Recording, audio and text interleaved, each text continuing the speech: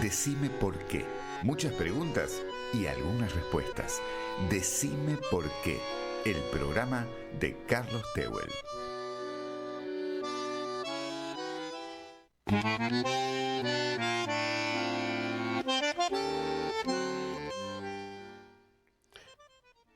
Perdón. Soy ya tan viejo y se ha muerto tanta gente a la que yo he ofendido y ya no puedo encontrarla para pedirle perdón. Ya no quiero hacer otra cosa que arrodillarme ante el primer mendigo y besarle la mano. Yo no he sido bueno, quisiera haber sido mejor. Estoy hecho de un barro que no está bien cocido todavía. Tenía que pedir perdón a tanta gente, pero todos se han muerto. ¿A quién le pido perdón ya?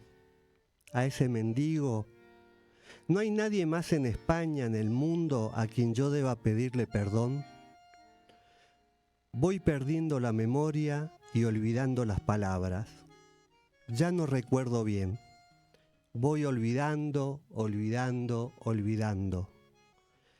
Las palabras se me van como palomas de un palomar desahuciado y viejo.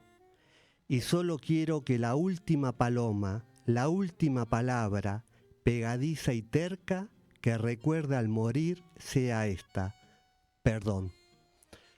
Soy Carlos Tehuel y les doy la bienvenida a Decime por qué. Carlos Tehuel te propone compartir sus búsquedas y pasiones. Decime por qué. En Radio Con Aguante.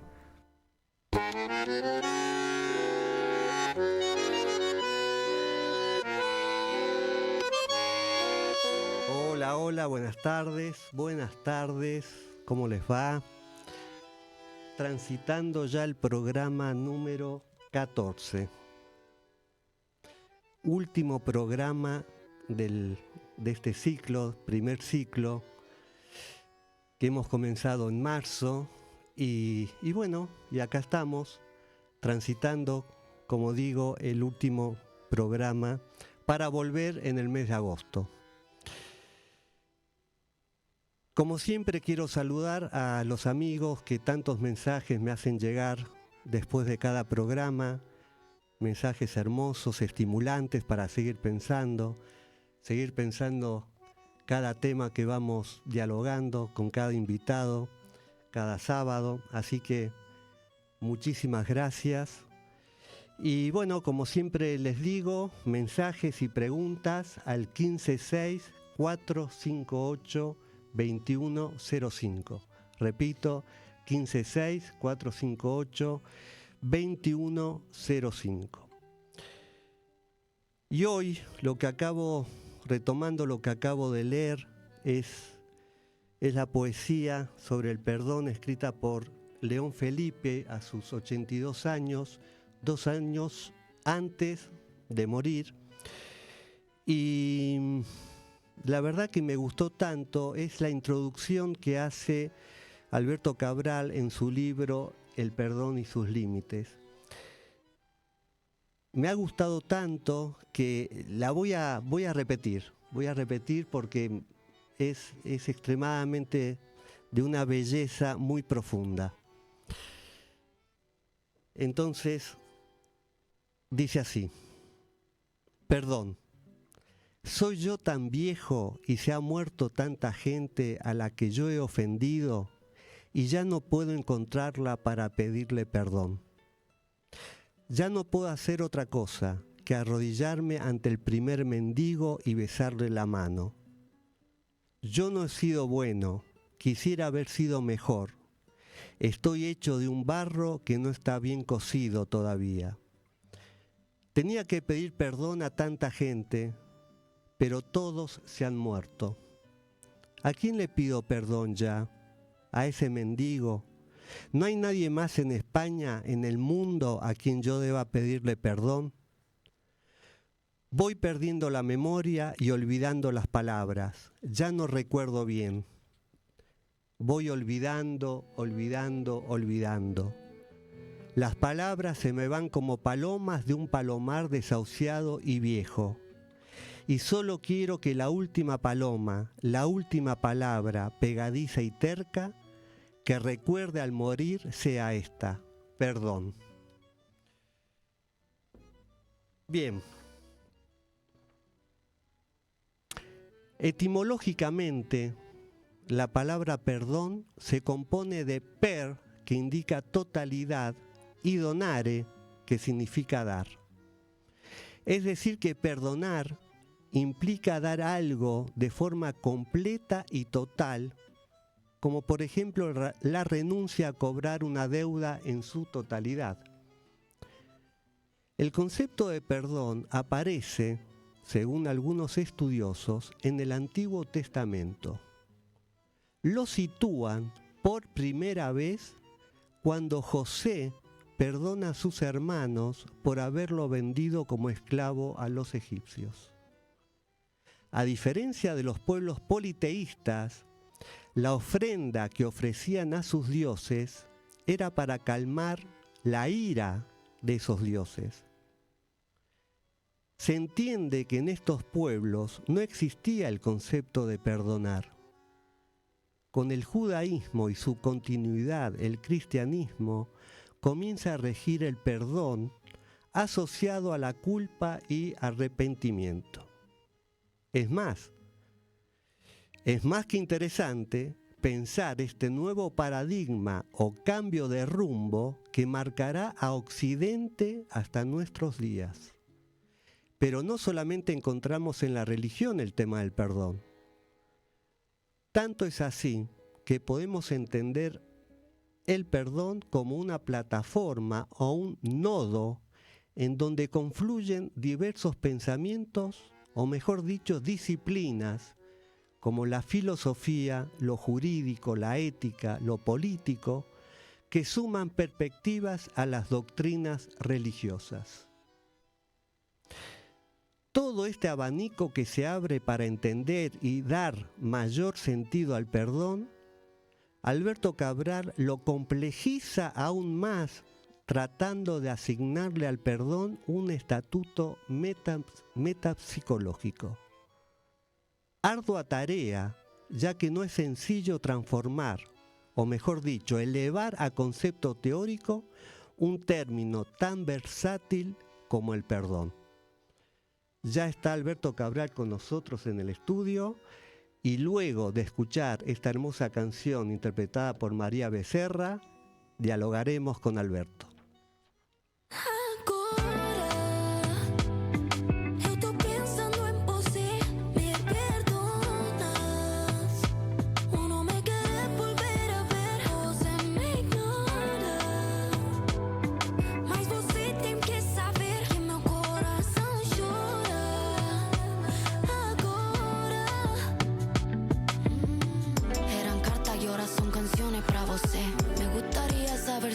Quiere leer, dedicado a mi garoto. No quiere responder, te esperaré por siempre. Potata tu mujer. Sé que hubo amor, perdóname. I'm sorry. Tuve errores, lo sé, pero sabes que mi cuerpo te extraña y no te quiere perder. Yo que soy la noche y tú eras mi amanecer. Si tú no me sonríes, nada me endulza el café. Y si te vas lejos, ¿qué voy a hacer?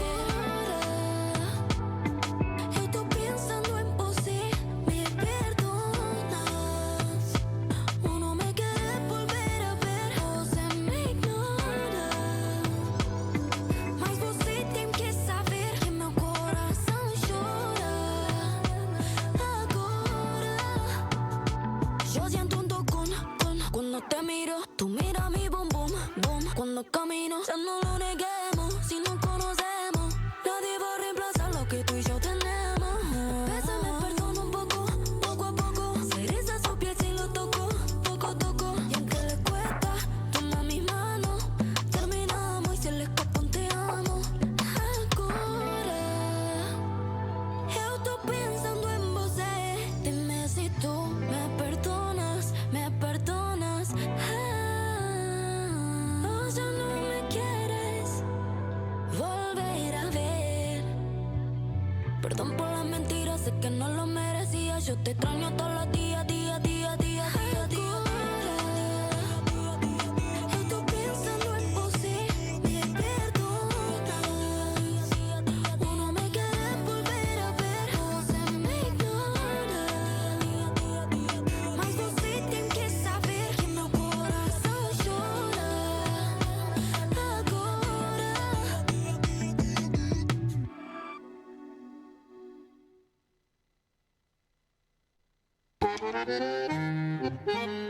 Entrevista en Decime por qué, el programa de Carlos Tehuel.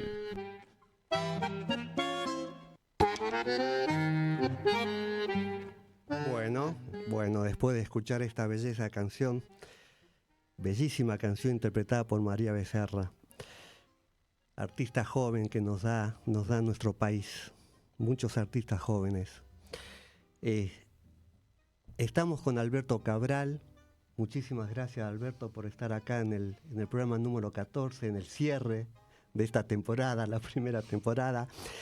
Y tengo acá un currículum de Alberto que si lo leo todo se va todo el programa, así que voy a sintetizar. Alberto es miembro titular en función didáctica de la Asociación Psicoanalítica Argentina, la APA, ex director del Instituto Ángel Garma.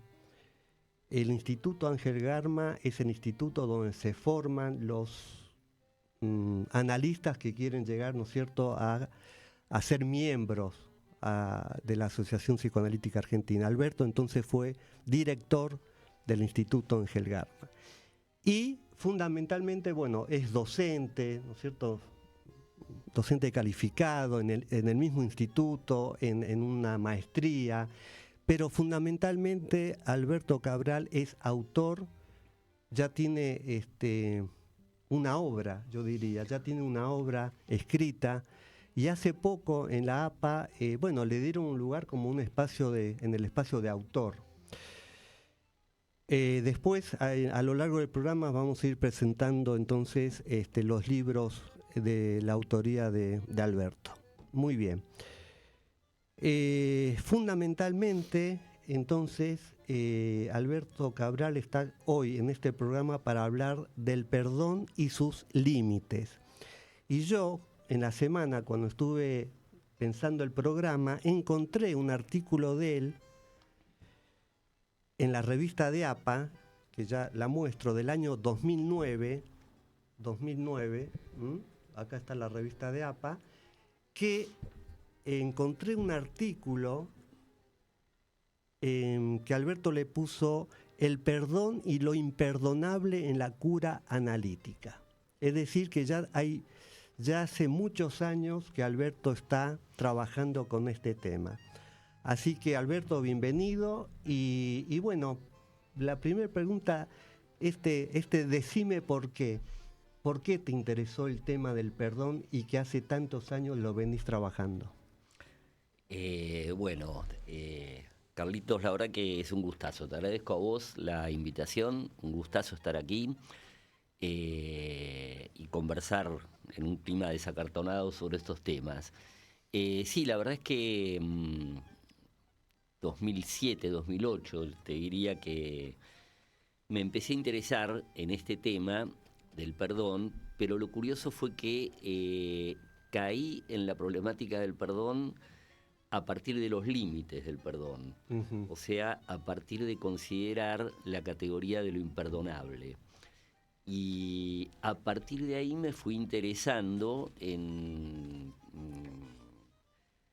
los análisis pormenorizados que sobre la problemática del perdón se vienen desplegando, yo te diría que con mucha intensidad, desde la década de 1990 en adelante en el campo académico. Cuando digo el campo académico me refiero a toda la movida universitaria en filosofía, en ética, que por supuesto se corrió rápidamente al campo del derecho, al campo de las ciencias políticas, al campo de la antropología también.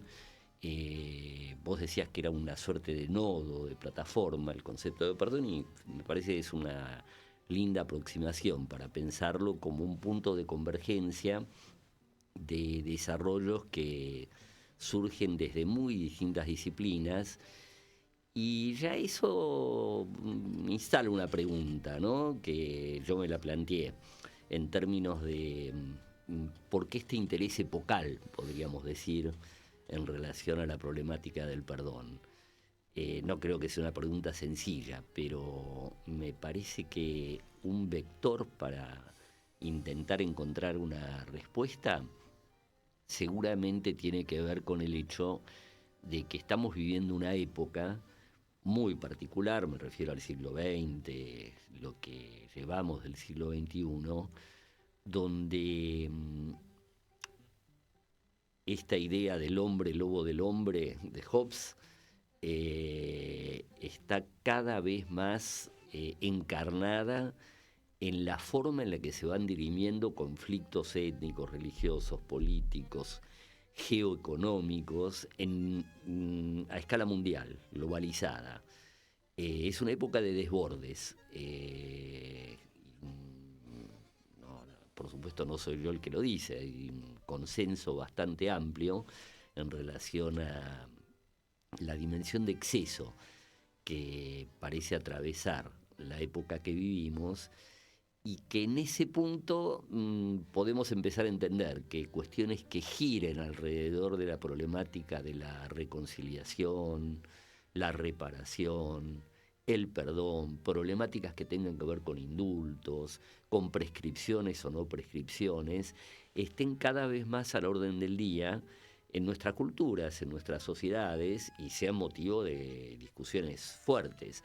Por supuesto que no son problemáticas nuevas, pero a lo que voy es a que están marcadamente proyectadas al centro del escenario de discusiones, de debates, de reflexión, y por eso lo decía que desde el 90 en adelante uno puede seguir un interés creciente en la problemática del perdón, que inclusive abarca a las neurociencias. Es muy divertido. Cuando escribí el libro hice una pasadita por revistas neurocientíficas y me sorprendió la cantidad de artículos neurocientistas, más allá de que uno suscriba. Yo no suscribo la forma de aproximación, pero me interesó comentarlo porque es un indicador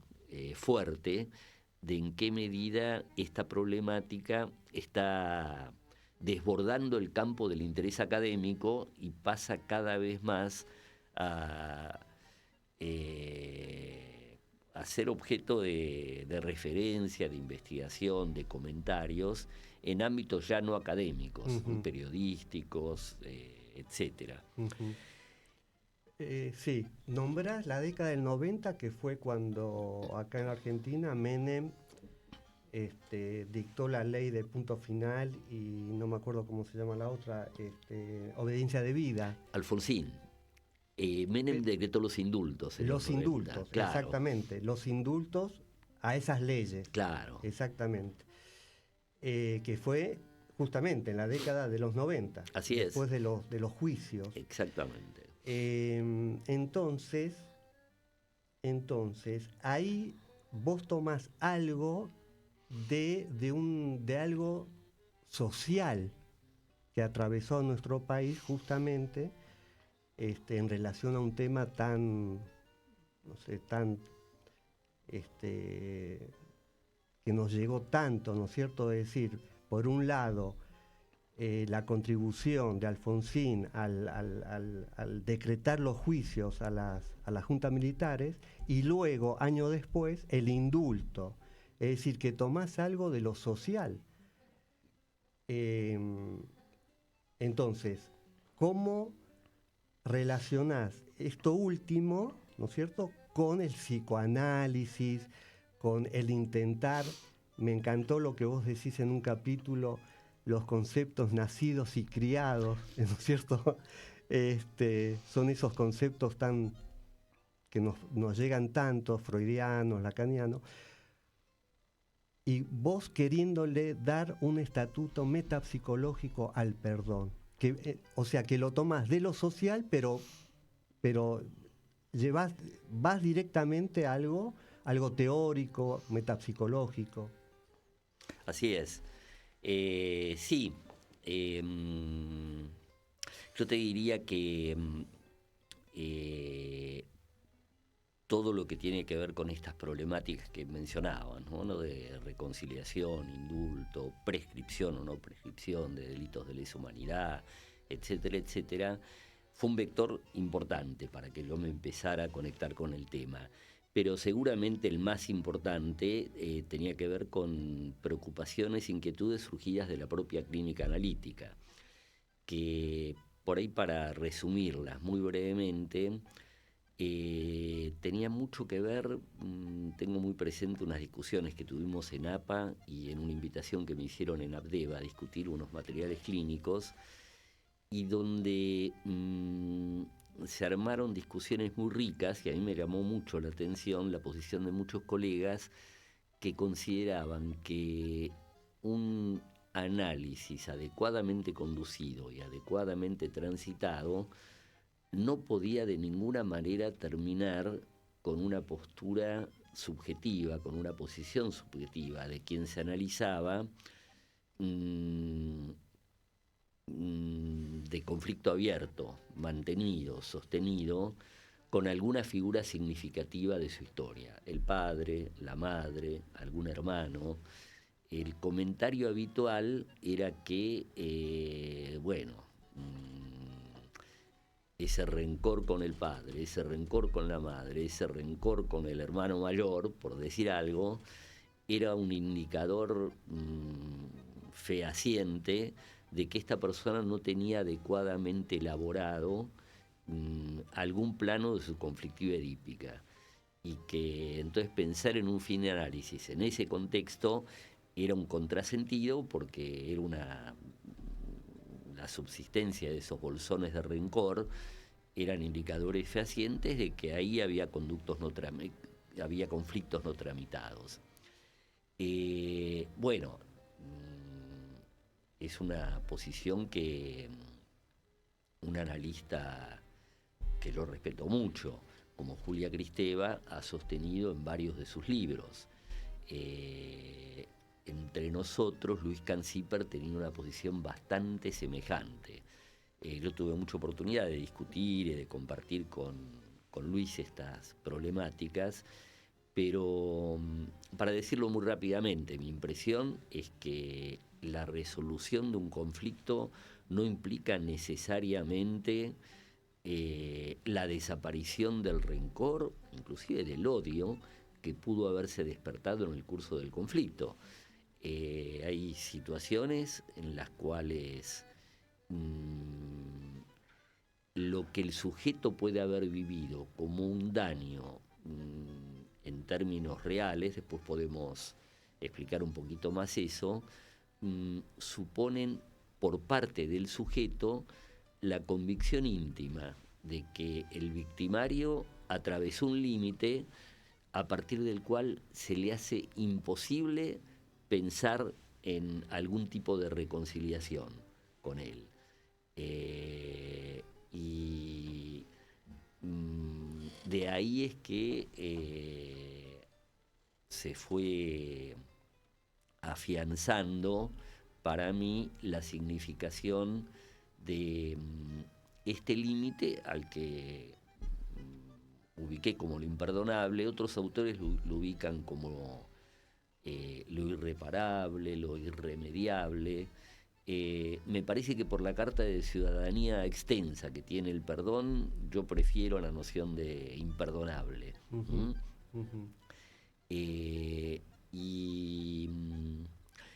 Es un hecho que hasta la década del 90, del 2000, había pocos trabajos analíticos sobre la problemática del perdón, muy pocos. En el último tiempo, yo diría que a partir del 2010, 2005, 2010, empezó a haber una literatura analítica más prolífica en relación a esta temática, y por supuesto no son aproximaciones coincidentes, unívocas, porque es una problemática compleja, con muchas capas, con aristas. Exactamente.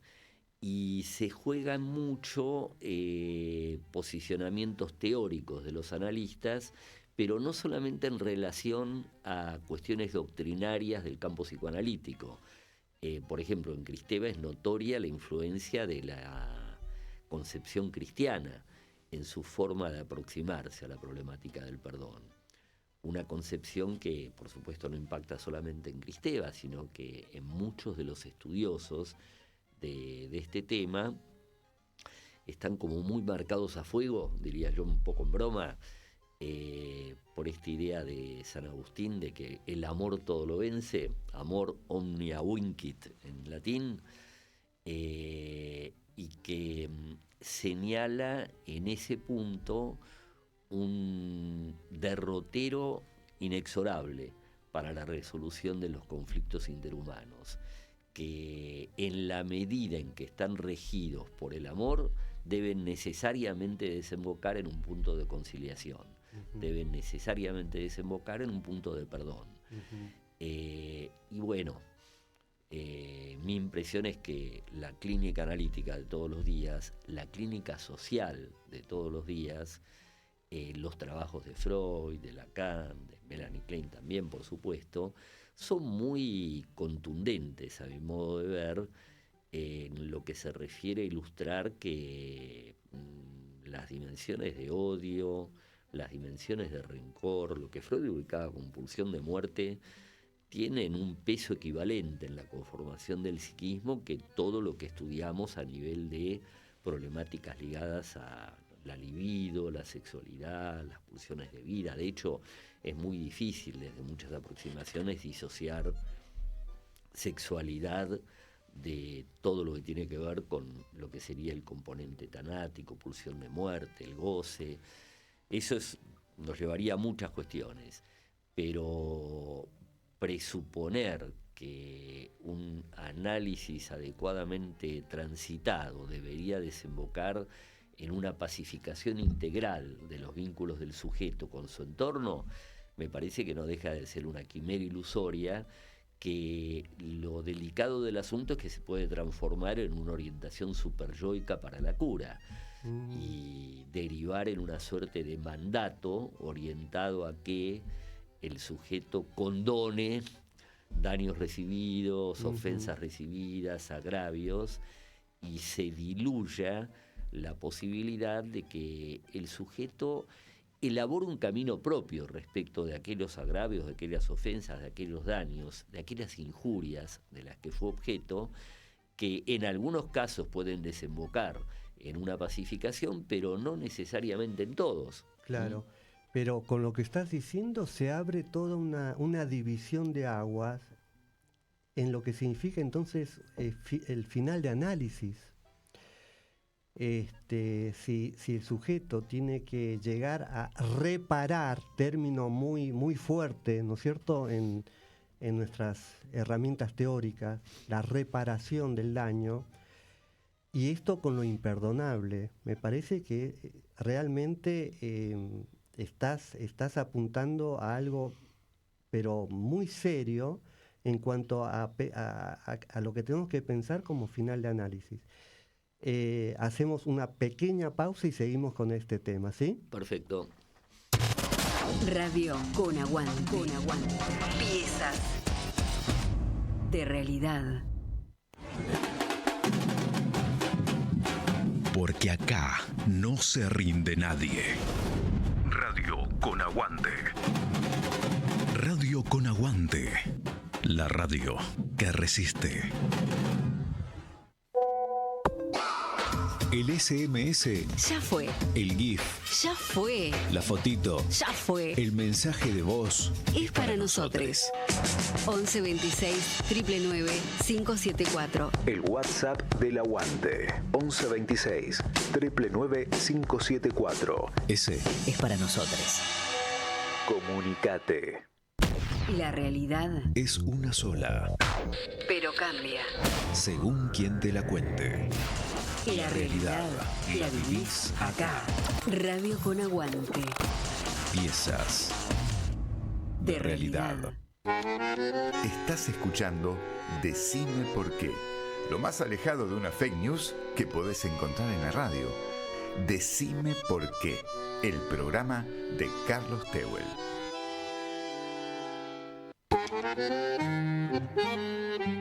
Venga. Muy bien. Seguimos acá con Alberto Cabral dialogando.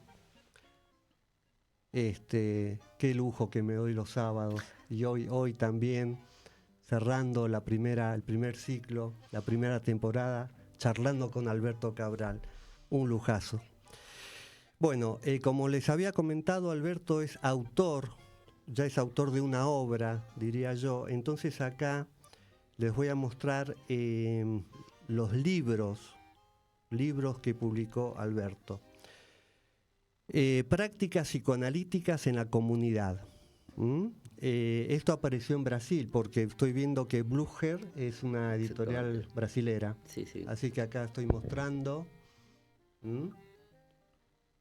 un libro editado en Brasil, Prácticas psicoanalíticas en la comunidad. Otro libro de Alberto, Cuestiones en psicoanálisis, Psicoanálisis en cuestión, publicado por Letra Viva. Acá está apareciendo. Un tercer libro, Lacan y el debate sobre la contratransferencia. Bueno, cada libro es para un programa, te digo, Alberto, así que te invitaría para hablar de cada libro. Lacan y el debate sobre la contratransferencia, Letra Viva. Y el último, El perdón y sus límites. Una aproximación psicoanalítica, de editorial Teseo. Muy bien. Y me decía Alberto, antes de empezar el programa, que tiene otro que ya está por ser publicado.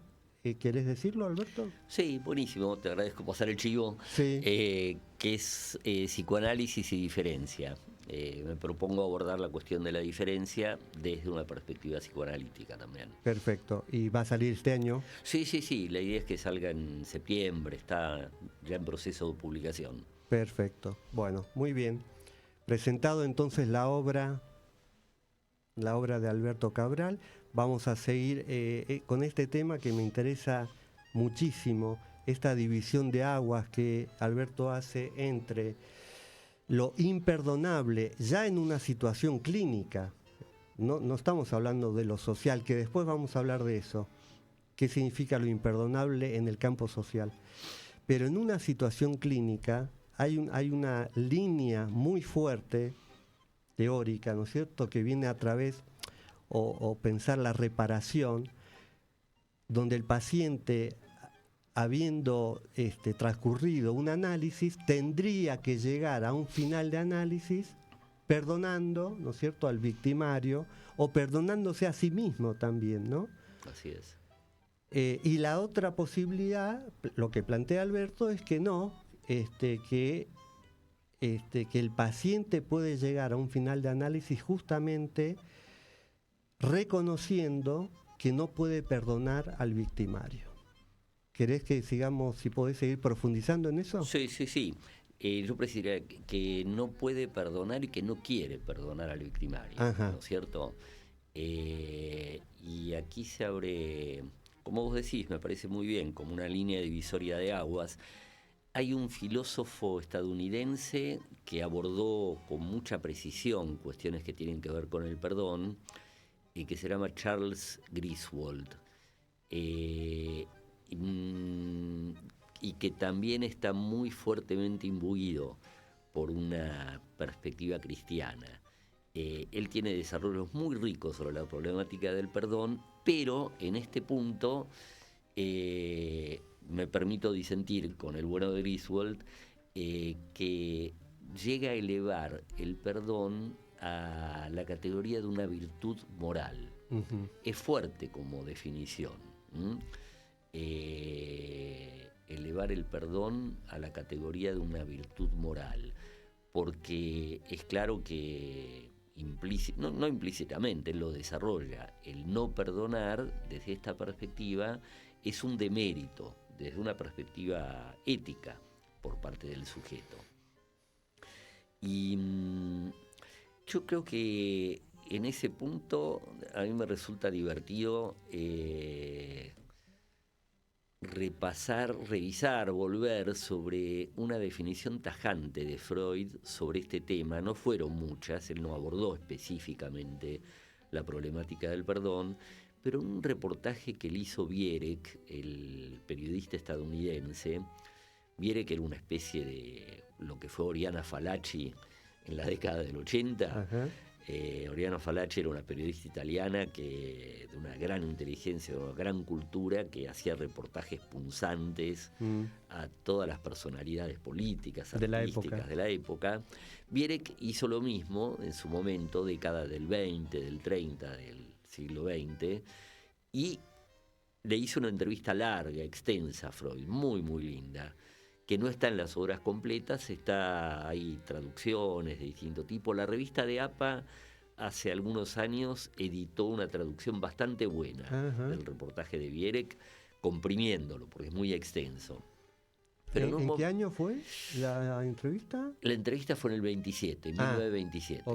Ok. Sí, todavía seguía viviendo en Viena. Claro. Sí, sí. Y en un momento de la entrevista, que es extensa, Viereck, que no era un neófito, había leído obras de Freud, estaba bastante empapado del psicoanálisis, le dice: yo siempre tuve la sensación de que el psicoanálisis comparte algo de la caridad cristiana. Y ya parece que Freud empezó a fruncir el entrecejo. Y dice, porque me parece que como nos ofrece herramientas para comprender al hombre, permite comprenderlo todo. Y el que comprende puede perdonar. Y remató la pregunta o el comentario con una frase de Madame de Staël, que era una escritora de cartas muy fina, francesa, siglo XVIII. Hay un epistolario muy lindo de Madame de Staël, que era una católica ferviente y que tiene una frase que circula mucho en estos temas, que es: tout comprendre, c'est tout pardonner. Comprenderlo todo es perdonarlo todo. Bueno, sí, que perdóname, que ese es justamente el título de tu artículo de la revista. Exactamente. Claro. La vía Staël y la vía freudiana son las dos vías justamente de lo que estás hablando en este momento. Exactamente. Bueno, es muy divertido como cuenta Viereck el enojo de Freud. Parece que golpeó el puño en la mesa y dijo: en absoluto, comprender todo no implica perdonarlo todo. Y dice una cosa muy linda, que comprender al otro, comprender al sujeto, no implica nunca una tolerancia para con el mal. Es una muy linda definición, concisa pero contundente, y con un alto valor ético, porque efectivamente nosotros con el psicoanálisis brinda una herramienta práctica y hermenéutica de comprensión de las motivaciones del otro, y entonces podemos perfectamente comprender que el torturador es torturador por esto, por lo otro, hasta donde se puede, pero de una manera o de otra se pueden trazar algunos derroteros de la historia libidinal del sujeto que pueden eventualmente explicar algunos excesos conductuales. Ahora, una cosa es explicarlos y otra cosa es lo que dice Freud en términos de la tolerancia con el mal.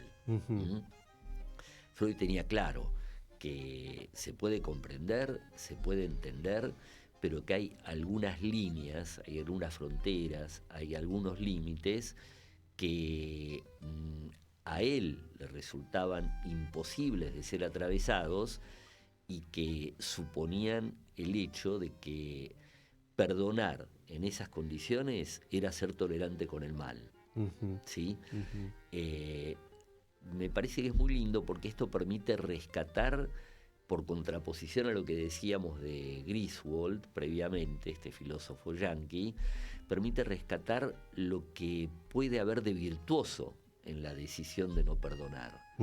Ahí donde el sujeto no tiene por qué decirlo ni pensarlo en estos términos, pero en última instancia se ve ganado por la convicción de que en algunas circunstancias perdonar implicaría complicidad con el mal, tolerar el mal, con todo el acento ético que tiene la referencia al mal, que después Sí, perdóname, no, justamente vos hacés en un capítulo cuando Freud habla con el paciente de las manos roñosas, justamente habla de esto. Exactamente. Que le interpretó a un hombre que masturbaba a las chicas y le habló de sus manos roñosas. Bueno, cosa que el paciente no soportó y no volvió más al consultorio de Freud. Exactamente. Y Freud deja entender que había vicisitudes de la historia personal de este buen señor, entre comillas, que seguramente tenían que ver con esta práctica abusadora para con adolescentes a cuyas familias conocía. Pero Freud, no por el hecho de comprender, titubeó en relación a que su posición como analista no podía tener que ver con entrar en complicidad con esa dimensión del mal que supone el abuso sexual de un adulto sobre un niño. Uh-huh. Creo que es aparte muy destacable por la época en la que se hace. Digamos, esto ocurre 1901, 1902, mucho antes de que contáramos con toda la prensa y toda la difusión que por suerte contamos ahora en relación a este tipo de problemáticas. Pero ya lo teníamos a Freud ubicando claramente que una dimensión de abuso sexual sobre un adolescente, sobre un niño, era algo del orden del mal, con lo cual el analista, él al menos, no podía consentir, no podía entrar en complicidad. Y lo interesante es que tampoco hace no pierde su lugar de analista Freud en esa situación. No es que se suba al púlpito del párroco o del rabino y desde ahí dictamina que es malo lo que está haciendo esta persona que lo consultó. Él le dirige una pregunta. Era un paciente que meticulosamente se preocupaba por pagarle los honorarios después de cada sesión con florines cuidadosamente planchados, limpios. A Freud le había llamado la atención eso, y a la tercera o cuarta entrevista se lo señala y el tipo le decía: no, lo que pasa es que la plata puede estar muy sucia, yo me preocupo mucho de que los florines roñosos podrían llegar a llevar bacterias o a contaminar a la persona que las recibe. Por eso me hago todo un deber de plancharlos, de limpiarlos. O sea que toma el significante roñoso del discurso del paciente. Uh-huh. Y entonces le formula una pregunta. Le dice: ¿y usted no tiene temor a que con sus manos roñosas pueda contaminar a estas adolescentes que usted manosea? Que es interesante, porque, insisto, no le hizo un sermón, el sermón, sino que intentó, diríamos ahora, interpelarlo con una pregunta, apostando a producir un efecto de división subjetiva, diríamos. O sea, intentando que el sujeto pudiera replantearse la eticidad de una conducta que tenía muy naturalizada. Bueno, como muchas apuestas que hacemos en el curso de un análisis, no le fue bien, el tipo se sulfuró, dice Freud, se enojó mucho y no volvió a las sesiones. Pero me parece interesante porque marca un derrotero para el analista, en términos de... en términos éticos también. En términos éticos, claro, totalmente. Claro. Totalmente. Así es. Bueno, entramos en el último tramo y te pido que me sigas acompañando para cerrar el programa, ¿sí? Perfecto. Tiempo de recomendaciones en Decime por qué, el programa de Carlos Tehuel.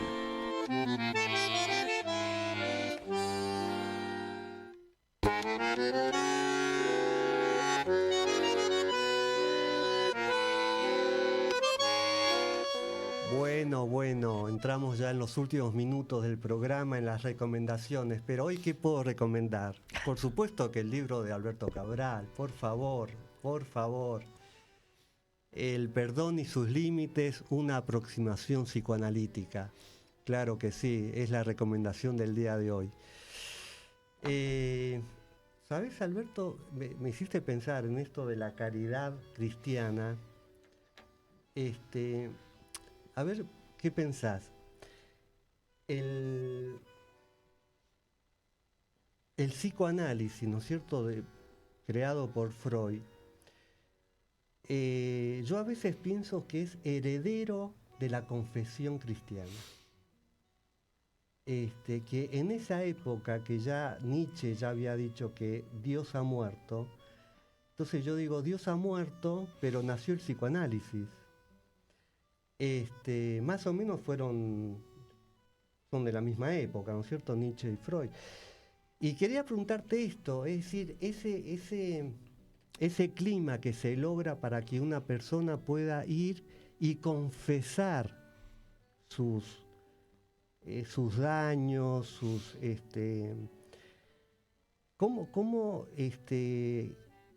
qué vuelta hay que dar justamente para que lo que acabas de decir, que el psicoanalista no da el sermón y no le dice al paciente, bueno, para liberarlo de esa culpa, rece no sé cuántos Padres Nuestros y Ave María. ¿Cuál es la vuelta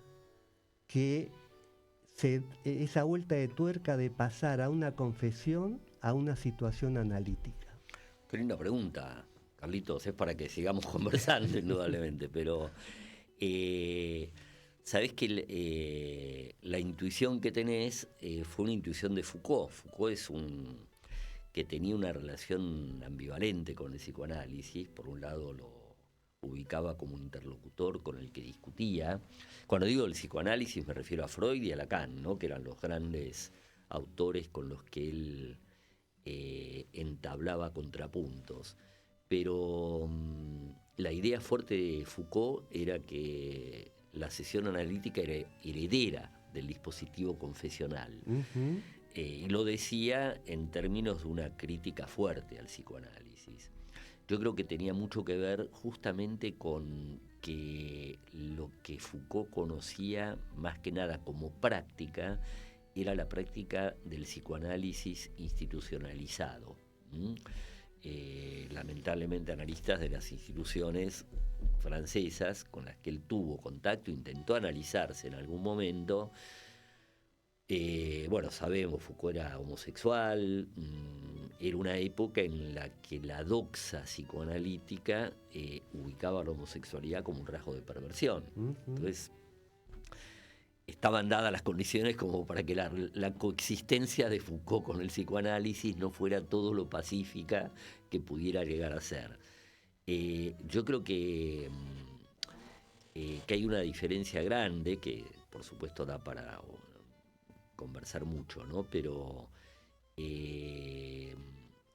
ahí donde la confesión cristiana tiene un sentido eminentemente catártico, podríamos decir, en el sentido de contribuir a que el pecador se descargue en el acto de la confesión de la culpa por tales o cuales conductas o deseos en los que puede haber incurrido, que quedan ubicados en la categoría de pecaminosos, justamente, y donde después, bueno, pueden variar las indicaciones del sacerdote como para lidiar con ese sentimiento profundamente acendrado en el creyente.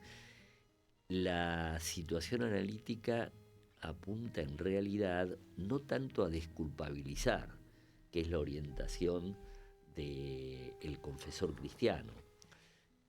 Antes bien, apunta a que el sujeto pueda asumir una responsabilidad, la responsabilidad subjetiva que le cabe por aquellas conductas o por aquellos pensamientos o por aquellas fantasías que lo atormentan en términos de culpa. Lo cual es un camino muy distinto, porque el psicoanalista no busca aliviar de la culpa, que es meta declarada de las religiones, digo, no solamente el cristianismo.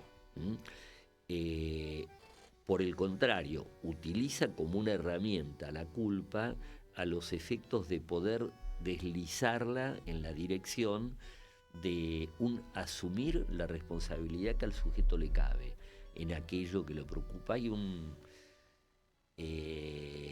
unos trabajitos de Freud que son muy lindos al respecto, que se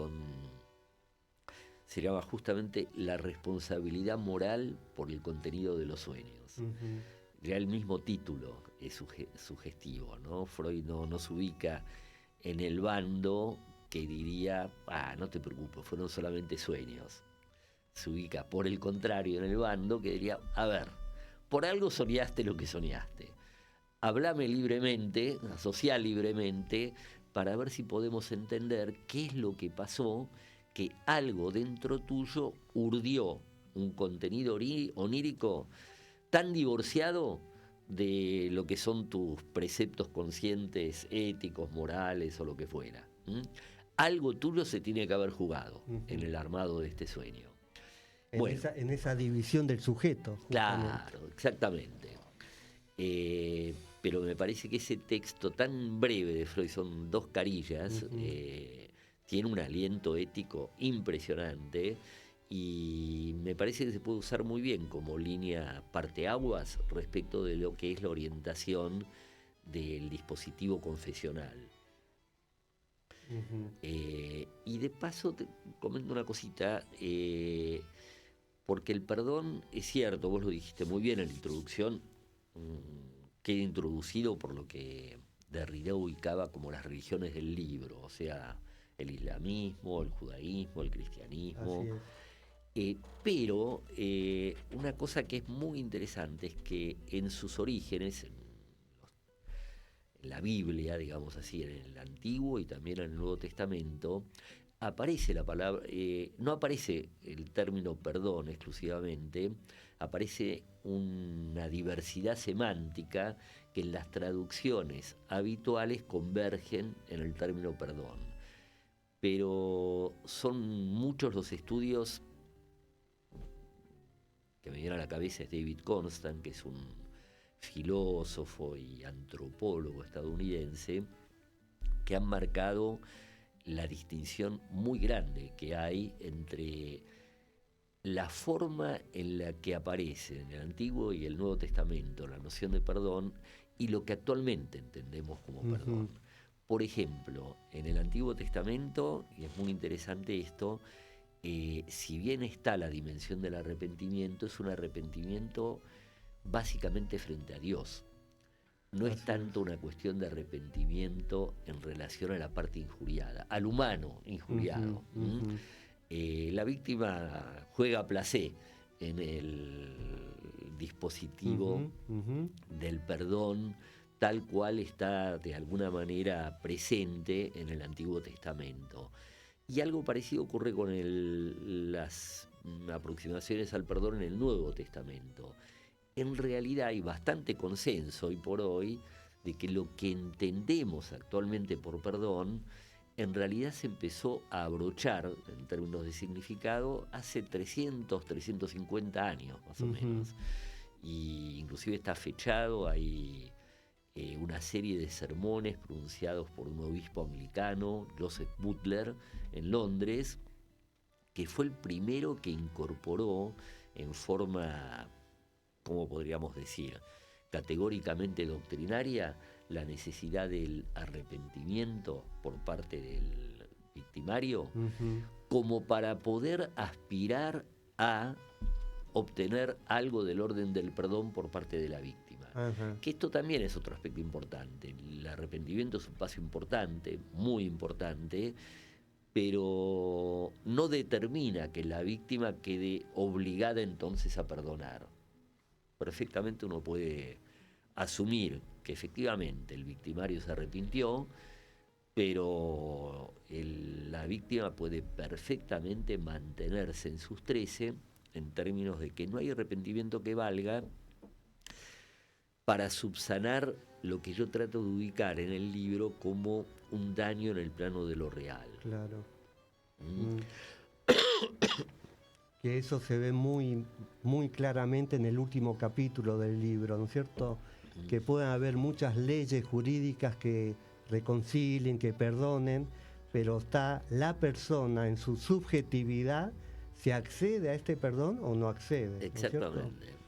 Que ahí, si tenemos un momentito, Dale. hay un Derrida evoca en un texto muy lindo el testimonio de una mujer negra sudafricana que en el curso de unos juicio que se le hizo a el torturador que había asesinado bajo tortura a su marido. Lo de Sudáfrica es algo que es tremendo. Fueron 30 años de luchas entre la población negra, la población blanca que quería mantener el apartheid. Buena parte de la población negra practicaba todavía el canibalismo. O sea que se cometieron tropelías, excesos en todos los planos. No hubo buenos y malos. Pero por eso no quita que el apartheid era un crimen de lesa humanidad en sí mismo. Claro. Pero no eran santos los que lucharon contra el apartheid.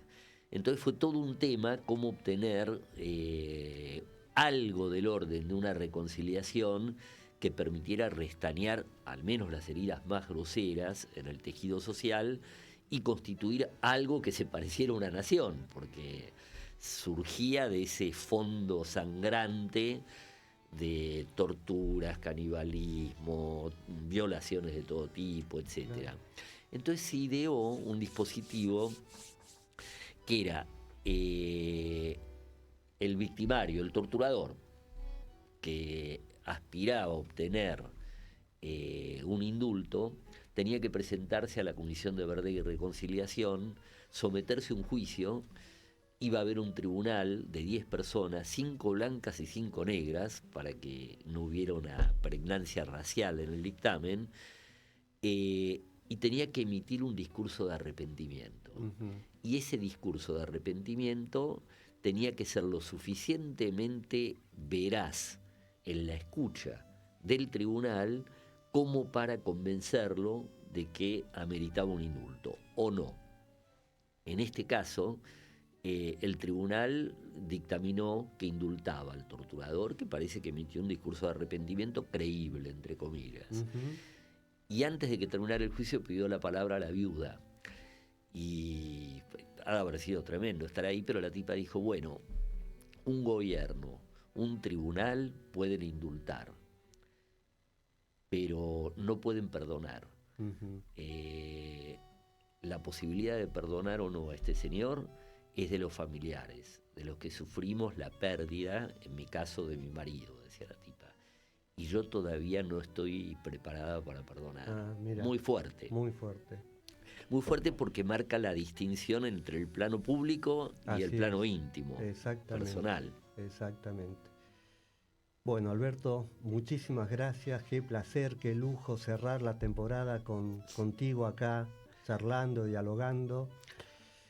Y bueno, siempre cerramos con una canción el programa, y esta vez elegí, con tantas pálidas que hay en el mundo, elegí cerrar con Le Luthier, como para que nos vayamos con una sonrisa, con Perdónala. Buenísimo. Un gustazo estar acá, Bueno. Realmente muy linda invitación, lindo clima el que armás, Carlos. Gracias Alberto, y escuchamos a Le Luthier.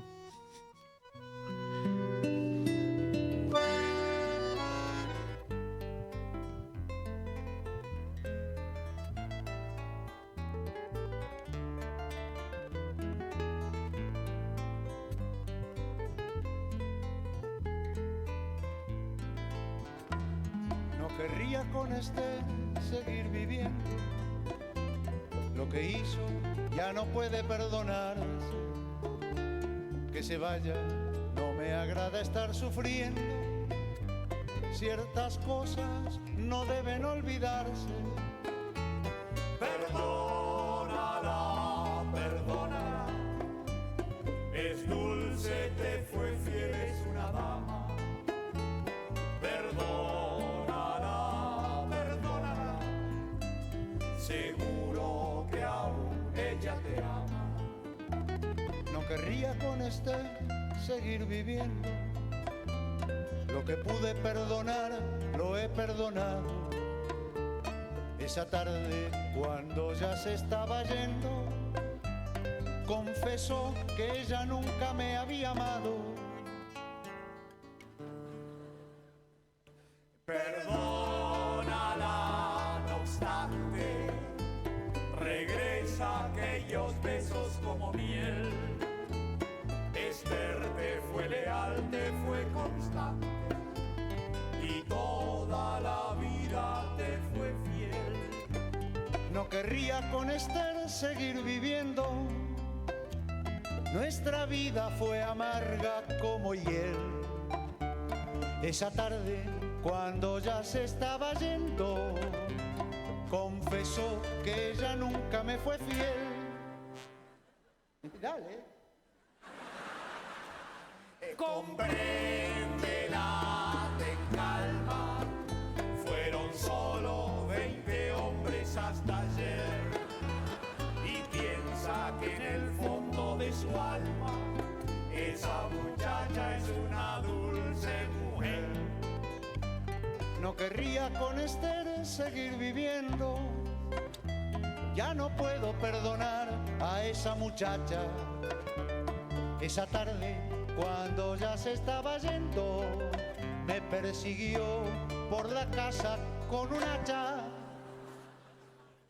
Tolérala, es solo una muchacha. Conviene que unos días no se vean.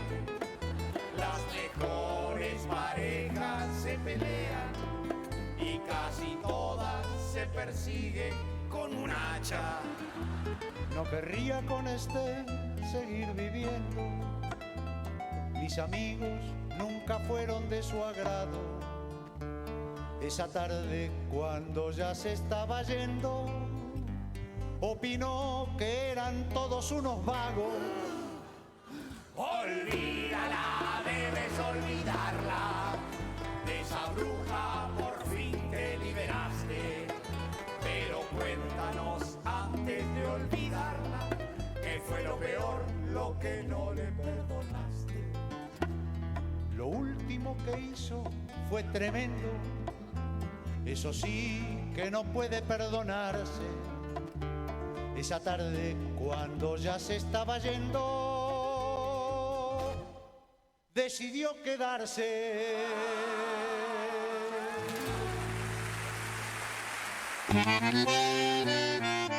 Bueno, acá nos estamos riendo con Alberto de este homenaje que le hacemos a Lelutier, a Daniel Rabinovich, y bueno, que tiene que ver con el tema que hemos hablado y dialogado con Alberto, el perdón.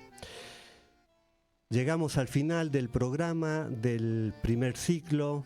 Muchísimas gracias, Guillermo Guerra, operador, genio, Radio El Aguante. Gracias a Meli Greco, a Héctor Yuchak, que me dio la confianza como para armar este sueño que lo tenía desde hace tantos años y que bueno, lo pude concretar transitando 14 programas. Gracias, Alberto, nuevamente, delicioso el programa y será hasta agosto. Nos damos un mes de vacaciones para ir pensando en la segunda temporada. Será hasta entonces y bueno, que al país, a nuestro país querido, le vaya un poquito mejor. Y nada más, hasta agosto. Hasta aquí, Decime por qué. Muchas preguntas y algunas respuestas. Decime por qué, el programa de Carlos Tehuel.